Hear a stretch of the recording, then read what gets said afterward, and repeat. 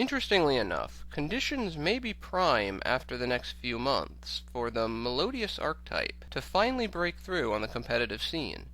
In the current format, Melodious struggle against competent duelist and deck designs because Monarchs, Cosmos, and various Pendulum decks all have effective means to dislodge Aria's target battle destruction negation effect, mitigating the biggest advantage of the archetype.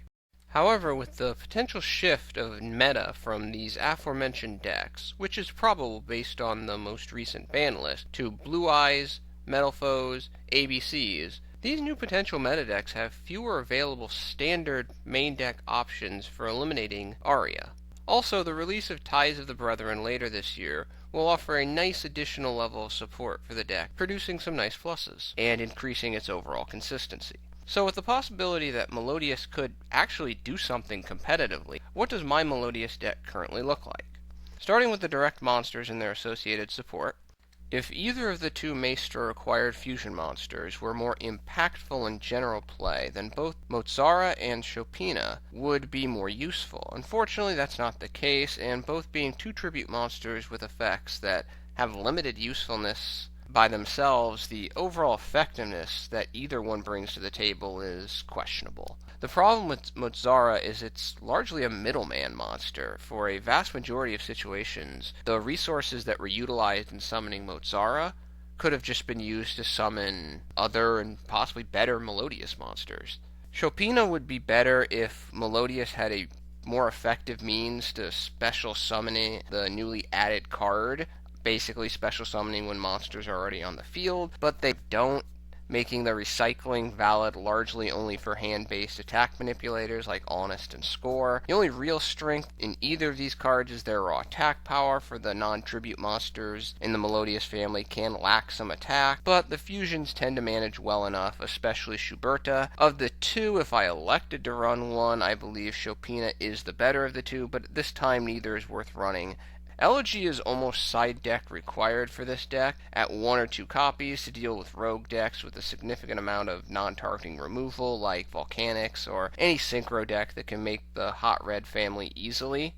Fortunately, in most competitive decks, their effect-based destruction largely targets, which can be neutralized by Aria's effect. Therefore, main decking Elegy has become somewhat inefficient. An interesting point with Elegy is that its effect states that it protects all special summoned Melodious monsters from destruction by card effects. This effect only requires Elegy to be on the field, not special summoned like Aria.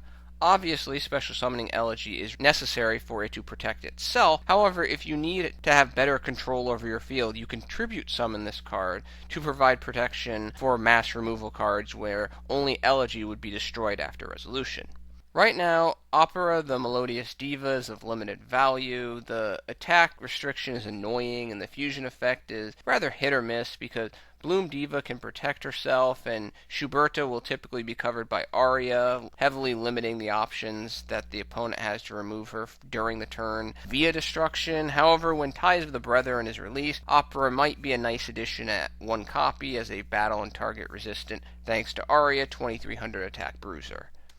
Aria is the most important monster in the entire archetype, and realistically, it's the only reason that Melodious can even be remotely competitive. When special summoned, this card has the ability to lock your opponents out of destroying Melodious monsters by battle and targeting them with card effects. But it is a double-edged sword because you also can't target any of your Melodious monsters, and we'll get to the importance of that later. As a level 4 monster, this card is much easier to summon over the level 5 Elegy. However, despite this incredibly important ability, I only run 2 copies because I do not run any additional special summon from the hand effects cards outside of first movement. Thus, I don't want to draw Aria, for then she might as well be just a 1600 attack point normal monster. For those who prefer running a card like Photon Lead, then running a third makes sense. Overall, special summoned Aria should almost always be in defense mode, for despite the battle protection, battle damage will still be taken, and losing an Aria to a Mirror Force or some form of Mirror Force variant can really be psychologically troubling. One of the newer cards in the Melodious arsenal, Solo, is just nasty in its efficiency. The ability to special summon any Melodious monster besides itself from the deck when this card is destroyed by battle is rather powerful and useful. Such an effect would have been more than enough to warrant running 3 copies, but the ability to special summon it from the hand via a Cyber Dragon-like effect is just icing on the cake, providing some level of actual combo potential for the deck. In my opinion, Solo at 3 copies is a must in all variants of the build. Now, I can hear some people saying, Solo really is not that good because neither of its effects work when a special summoned Aria is on the field. My response, so what? It's still a 1600 attack point level 4 light fairy monster with Melodious in a name, for synergy and fusion purposes. And there are those situations when Aria is not on the field. I hear people complain about a lack of searching and consistency in this deck, and then they report they don't run any copies of Solo. In response, I facepalm. You know what card gives you more consistency?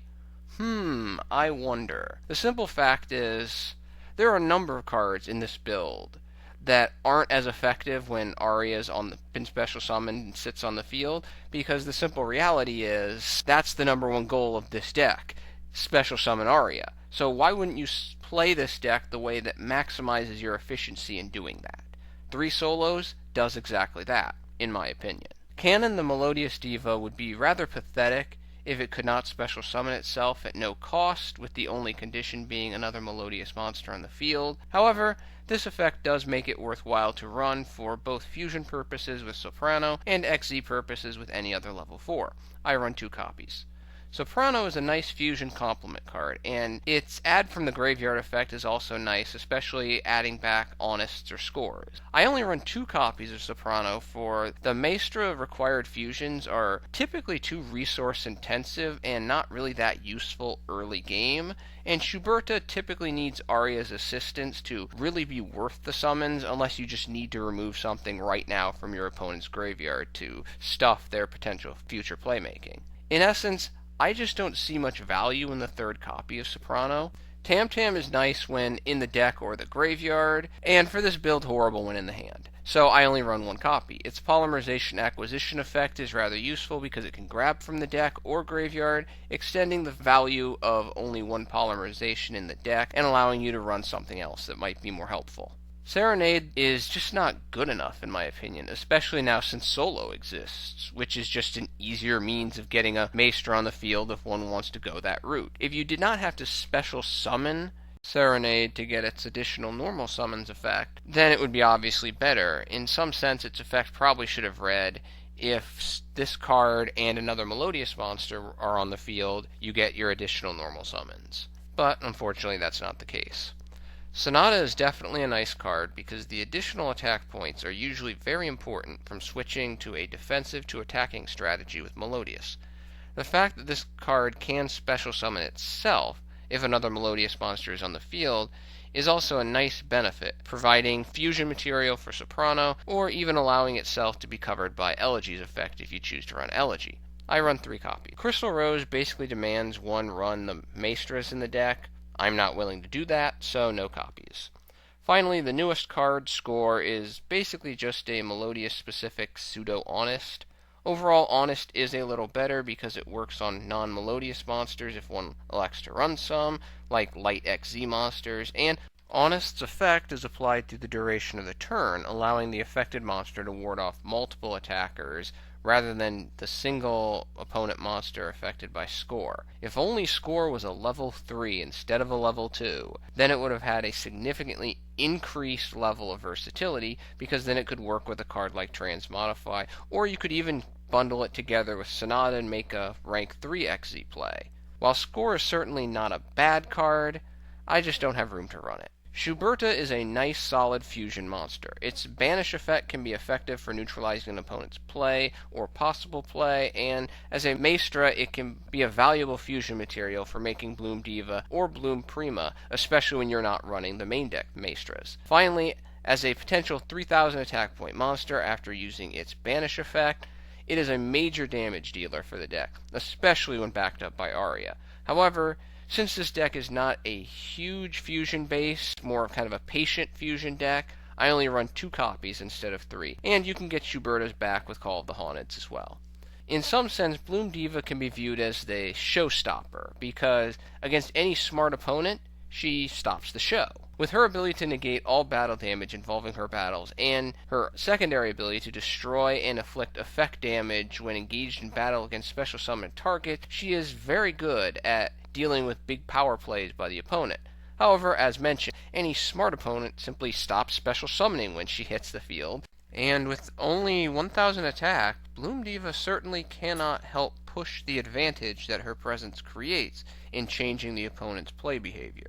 I only run 1 copy because 1 performance is usually enough, and summoning her multiple times in this deck is somewhat difficult. Bloom Prima is the finisher of the archetype, especially when backed up by an Aria or an Honest, due to its reasonable attack and double attacking ability. However, it does cost significant resources to summon, so make sure conditions are appropriate before summoning her. The recovery portion of her effect is typically irrelevant because summoning Prima should end the duel. I run 1 copy. With the importance of special summoning to this deck, 3 copies of First Movement Solo is mandatory, for there are always other ways of dumping movements from the hand for additional benefit via other cards that are run in the deck, so waste is heavily minimized.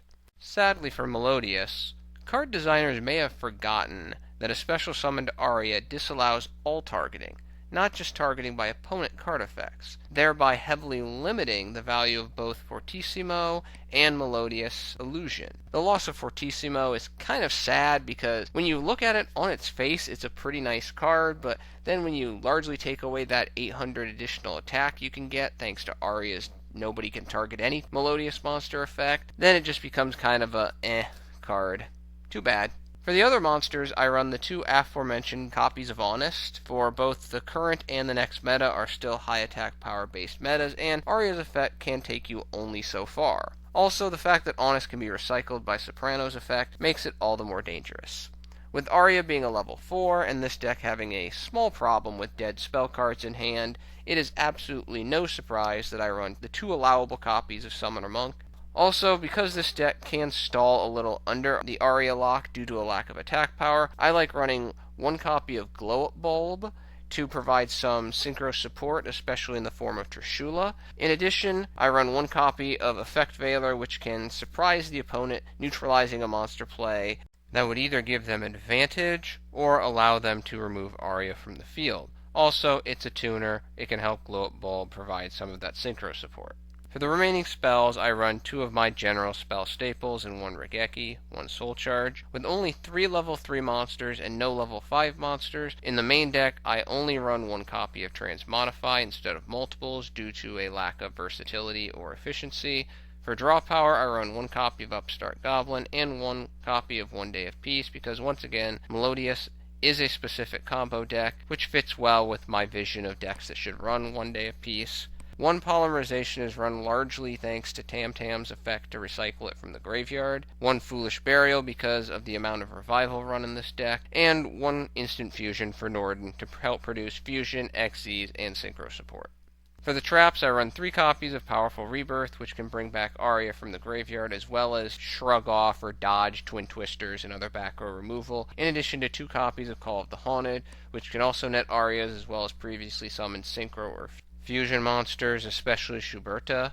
I think running 3 copies of Drowning Mirror Force is a great hedge in this deck, and possibly should be teetering on staple status in a sense. With the ability to bluff with currently useless spell cards like First Movement when no Arias are in the deck, or Polymerization, and with Powerful Rebirth being a wasted target, running Drowning has an excellent survivability percentage.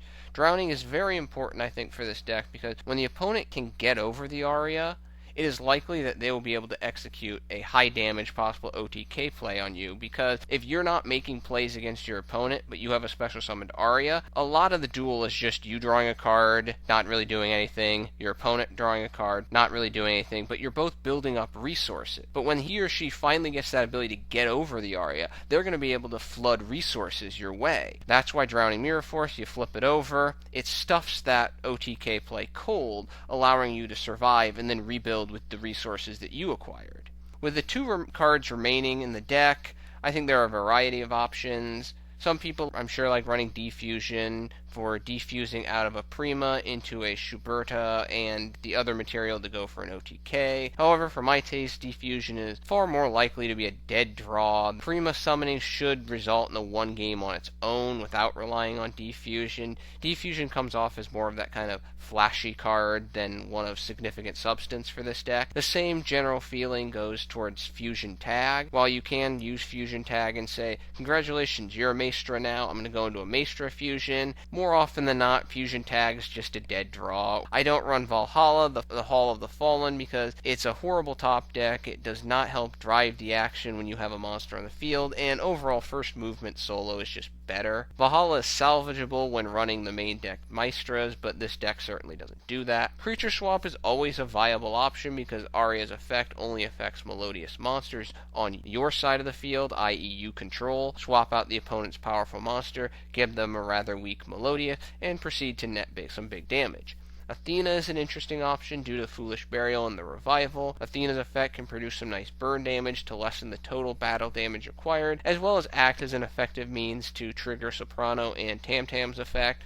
I like the idea of Athena, but this particular build is not constructed to maximize her efficiency. Another option is a hand summoner like Photon Lead, which is alright, but not something for my tastes. In the future, Ties of Brethren could fill this role as a means to summon Aria and two other light fairies to both get Aria's protection effect and some pluses that can be taken advantage of during the next turn after Brethren's restrictions wear off. However, for Brethren, I'd rather just remove something like the Transmodify and the Effect Veiler instead. For my tastes, I like running 2 copies of Ultimate Providence.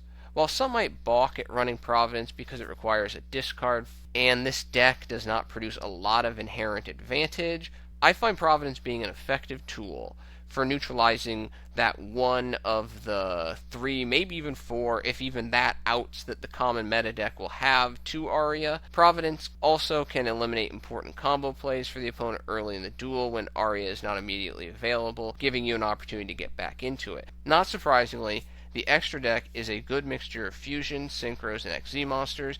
I run the following: 1 Elder Entity Norden, 1 Trishula Dragon of the Ice Barrier, 1 HTS Psyhemuth, 1 Ally of Justice Catastor, 1 Samsara Dragon of Rebirth, 1 number S39 Utopia the Lightning, 1 number 39 Utopia, 1 Castel, 1 Starliege Paladinamo. I run 1 number 82 Heartland Draco, attack directly over whatever big monsters I might not be able to get over, and 1 Gaga Cowboy for that 800, maybe even 1600 cheap damage. Overall, this deck can compete against almost any deck in the game. In my experience, most duels with this deck will take time unless one duelist draws poorly or plays poorly. It is not rare that one wins with this deck on turn 18+. If you're looking for an explosive, highlight reel, whoa, did you just see that 17-card play deck, go play Dragoonides or Gem Knights or something. Just stay away from Melodious, because it's certainly not that type of deck. This deck definitely requires a level of patience that other decks do not. However, if the meta changes, like a number of people expect, and with the release of Ties of the Brethren, despite the lack of flashiness in its play, Melodious can definitely be competitive. Well, that's my Melodious deck. Thank you for your attention and your time. I'm out.